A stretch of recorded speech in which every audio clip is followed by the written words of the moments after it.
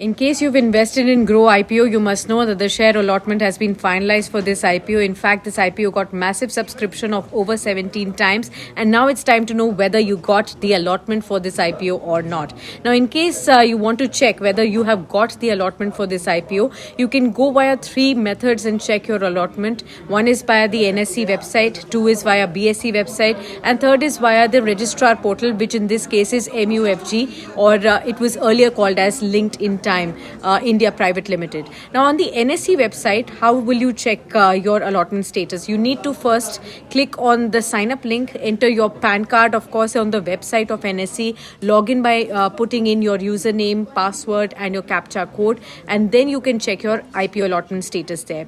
Secondly, you can also check the status via the MUFG website, and then locate the drop down menu there, select the IPO that you're interested in. In this case, it will be Grow.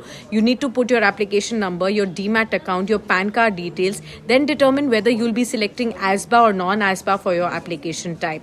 Similarly, what you need to do is on the BSE website again, you need to go on the website, select equity, choose Grow IPO, enter your PAN card, your application number, etc. to check the status of your allotment, and you can easily get to know by the end of the day whether you've been allotted this IPO or not. In case you were not allotted the IPO, all your money that you've put in will get credited again to your account in the next day. And remember, day after tomorrow is when Grow IPO will get listed on the stock markets.